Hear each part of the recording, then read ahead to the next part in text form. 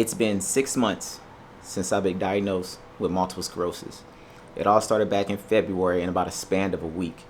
During that week, I started experiencing vision issues. By the end of that week, I had lost about 90% of my vision in my right eye. This caused panic, which I was rushed to the ER.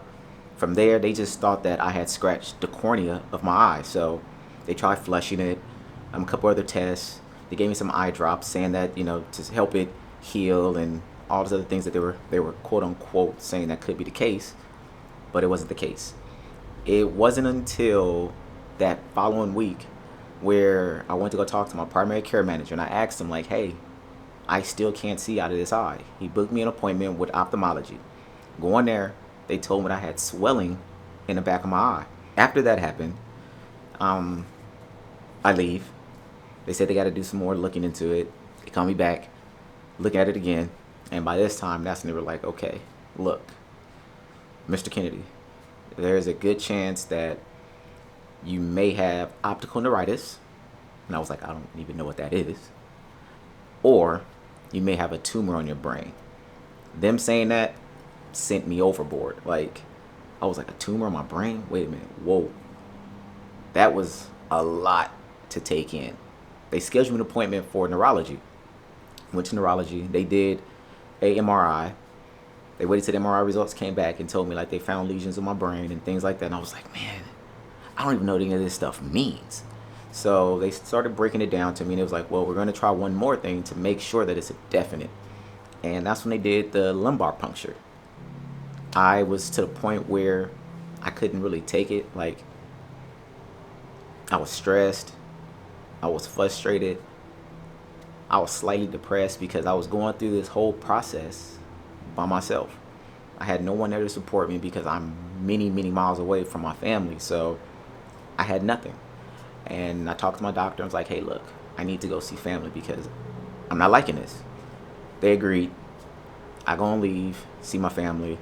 While I was there, it was about March 15th, I recall. That's when I got the phone call saying that I officially had multiple sclerosis.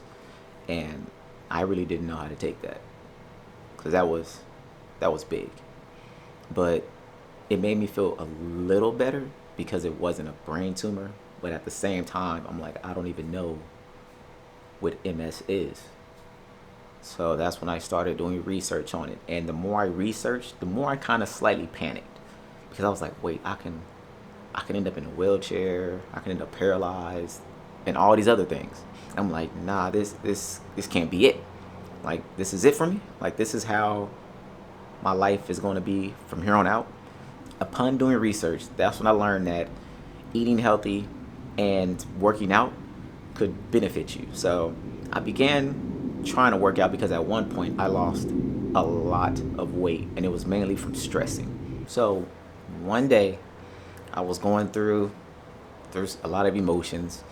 I wasn't feeling too great and I was just sitting in the house. I got tired of looking at Netflix and stuff like that, so I turned on YouTube. And as I was just scrolling, I came across Matt Davella. I think I say his name, Matt Davella. Yeah. And he was speaking about minimalism. I was like, huh, it seems interesting.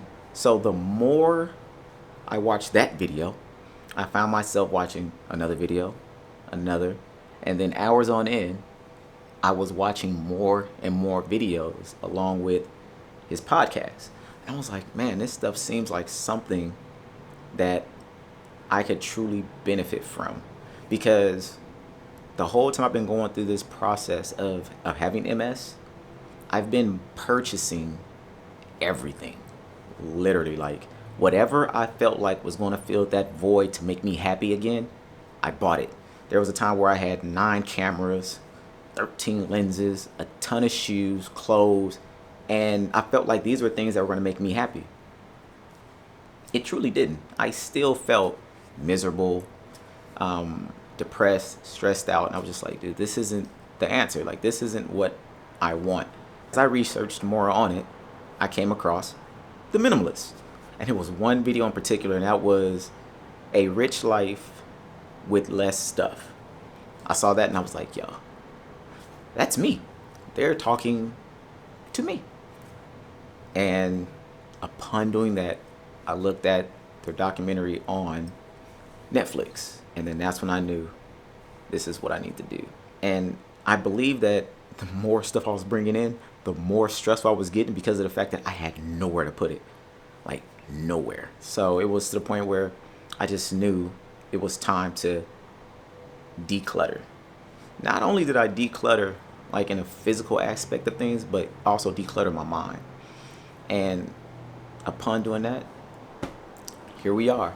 I felt it was time to share my story, not only with MS, but also minimalism, because someone out there is more than likely going through the same thing that I am. With that being said, if you like this video, give it a thumbs up. If you want to know more about MS and minimalism, go ahead and hit the subscribe. Don't forget to hit the bell too if you want to be notified each time I drop a video. Every week, man. See you guys later. Peace.